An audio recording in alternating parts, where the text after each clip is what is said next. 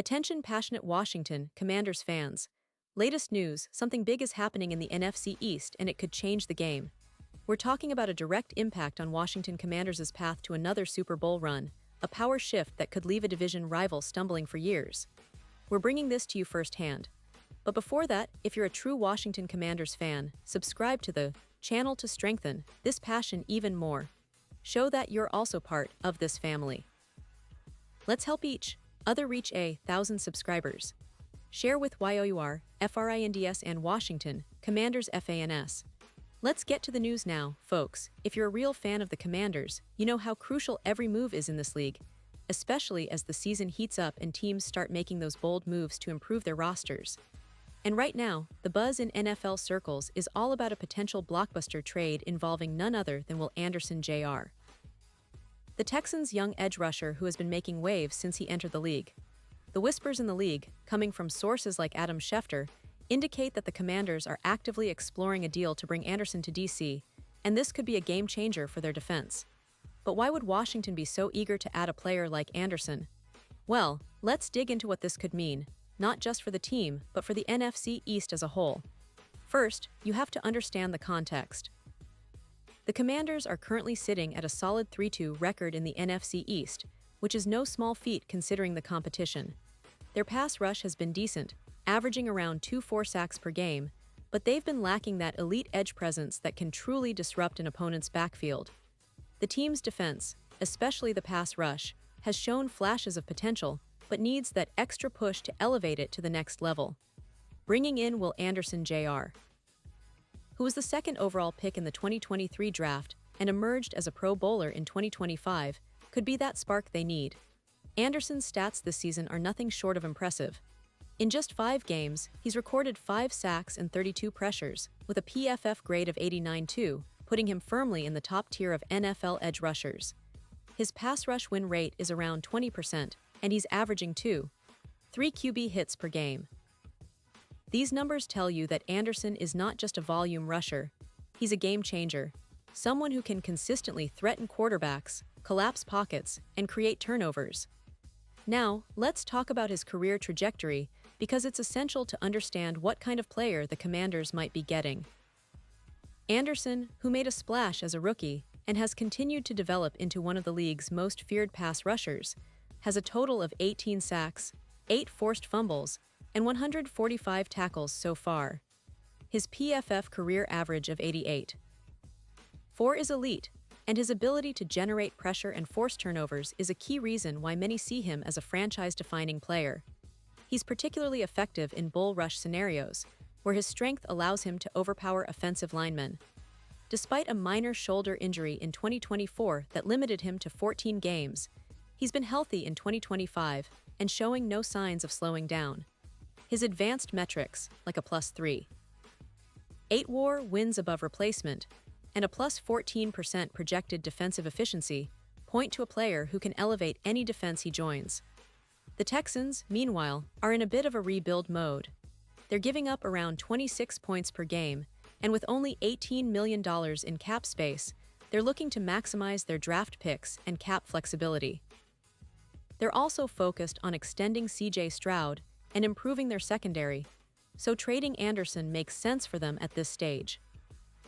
They're asking for a first-round pick in 2026 and a player like Clelin Ferrell, who, despite some struggles, can add depth on their defensive line.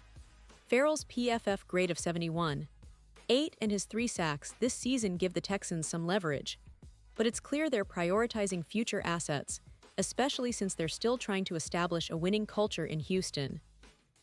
For the Commanders, acquiring Anderson isn't just about adding another player. It's about transforming their defense into a true powerhouse. His projected impact could be significant. Think about boosting their pass rush from a modest 2-4 sacks per game to an elite level, perhaps around 3-5 sacks per game. This kind of production could elevate their run defense dramatically, bringing down their yards allowed from around 128 yards per game to under 100. Anderson's presence would create a front that's not just disruptive, but downright terrifying for opposing offensive lines. Pairing him with Jonathan Allen, who's been a steady force on the line, would give the Commanders a duo capable of wreaking havoc on the quarterback and shutting down the run game. The potential synergy here is enormous. Adding Anderson would also have a mental and strategic impact. His ability to generate pressure, projected at around 45% pressure rate when paired with the right teammates, would free up other defenders and allow the team to deploy more complex blitz packages. It's reminiscent of how Myles Garrett transformed the Browns' defense in 2023, adding plus 180 pressures and creating chaos for opposing offenses. Anderson could do the same for Washington, turning their defense into a nightmare for any quarterback, especially those who rely on mobility.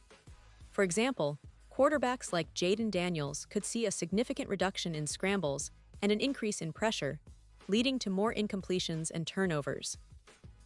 Now, what about the division and playoff implications? Well, the odds for the Super Bowl are already shifting. Before this potential trade, the Commanders had odds of plus 8-0, which aren't great but still show some hope. After the buzz about Anderson possibly joining the team, those odds have shortened considerably, to around plus 3,500 according to BetMGM. That's a huge jump, and it indicates that the sportsbooks believe Washington's chances of making a deep playoff run are improving significantly with this addition. Anderson's postseason experience, with an average of 2-1 sacks in the playoffs, adds another layer to this potential move. His presence could be the X factor that pushes the Commanders from a good team into serious contenders, especially in an NFC that's wide open this year. The trade itself is likely to be pivotal, not just for the Commanders, but for the entire NFL landscape. The Texans, with their focus on rebuilding and cap flexibility, are willing to part with Anderson for the right price, and Washington has the assets to make this happen. A first-round pick in 2026 plus Clelin Ferrell, who can contribute immediately, might be enough to seal the deal. For Washington, it's about turning their defense into a top-5 unit that can consistently pressure the quarterback, stop the run, and create turnovers.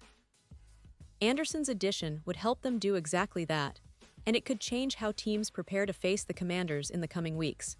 And let's not forget the historical context.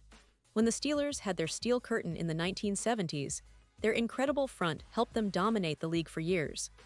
While it's too early to compare Washington's potential future defense directly to that historic unit, adding a player like Anderson could set them on that path. It's about building a defense that's not just good but elite, a unit that strikes fear into opponents and carries the team deep into the postseason. So, it's a story that's developing right now, with the deadline looming on November 4th. Will the Commanders pull the trigger? Will Anderson become the new face of their pass rush? Only time will tell, but one thing is for sure. This is one of the most exciting storylines right now in the NFL, especially for us Washington fans who are always hungry for more success, more excitement, and more chances to see our team rise to the top. And now, Washington Commanders fans, I want to hear from you. What's your take on this? Drop your thoughts in the comments below. Your opinion matters so much to us and to the Washington Commanders. And don't forget, I'll be back soon with more updates, so stay tuned for the latest Washington Commanders news.